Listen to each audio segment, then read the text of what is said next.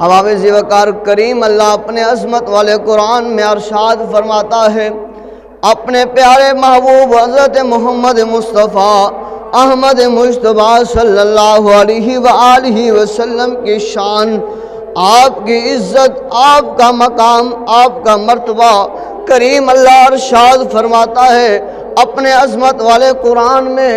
اللہ نے ارشاد فرمایا، اِنَّا أَعْطَيْنَا کل کوثر۔ کریم اللہ نے ارشاد فرمایا، اے محبوب صلی اللہ علیہ وسلم، بے شک ہم نے تمہیں بے شمار خوبیاں عطا فرما دی ہیں۔ بلند آواز سے کہہ دیجئے سبحان اللہ۔ اللہ تبارک و تعالی نے اپنے محبوب کو جو خوبیاں عطا فرمائی ہیں، بے شمار عطا فرمائی ہیں۔ حضرت آدم علیہ نبینا علیہ السلام جب آپ تشریف لے کر آتے ہیں، اللہ فرماتا ہے، اے میرے آدم، تجھ میں نے یہ بھی خوبی رکھی ہے، اے میرے آدم، تجھ میں نے یہ بھی خوبی رکھی ہے، اے میرے آدم، تجھ میں نے یہ بھی صفت رکھی ہے، اے میرے آدم، تجھ میں نے یہ بھی عزت اور مقام اور ہیبت اور رعب رکھا ہے۔ اللہ اکبر۔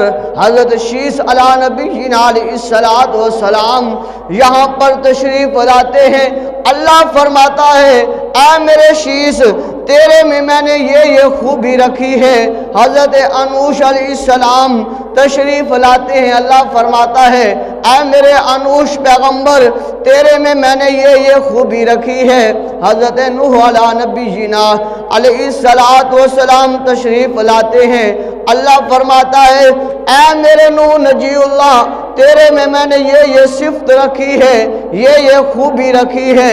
حضرت نوح علیہ السلام کے بعد حضرت ادریس علیہ السلام، حضرت یحییٰ علیہ السلام، حضرت زکریا علیہ السلام، حضرت داؤد علیہ السلام، حتیٰ کہ حضرت ابراہیم علیہ السلام سے لے کر حضرت عیسیٰ علیہ نبینا علیہ السلام تک 1,24,000 کم و پیش پیغمبر اس دنیا پر تشریف لے کر آتے ہیں۔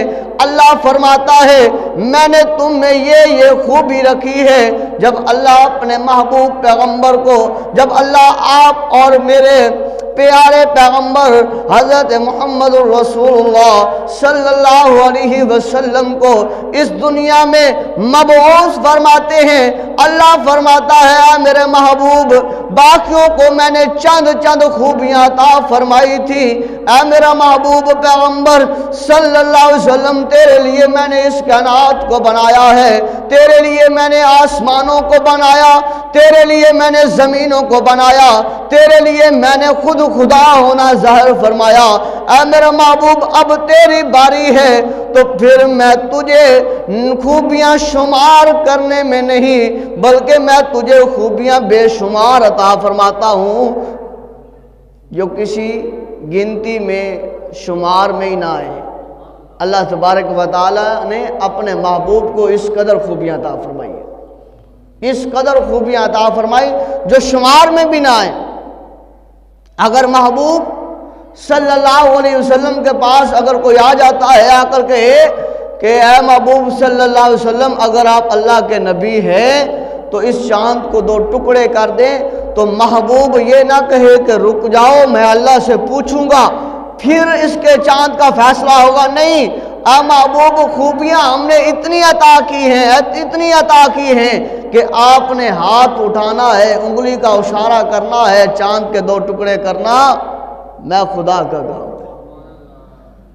سورج کو پلٹنا انگلی آپ کی ہوگی، اشارہ آپ کا ہوگا، دل آپ کا کرے گا کہ اس سورج کو واپس لے کر آؤں اور علی کی نماز ادا کرواؤں۔ فرمایا، محبوب، انگلی کرنا، اشارہ کرنا آپ کا کام ہے، ڈوبا ہوا سورج واپس موڑنا میں خدا کا کام ہے۔ فرمایا، محبوب صلی اللہ علیہ وسلم، یہ خوبیاں یہ صرف آپ کو عطا کی ہے، جس کی شمار نہ ہو سکے، جس کی گنتی نہ ہو سکے، اتنی خوبیاں اللہ تبارک و تعالی نے اپنے محبوب کو عطا فرمائی ہیں۔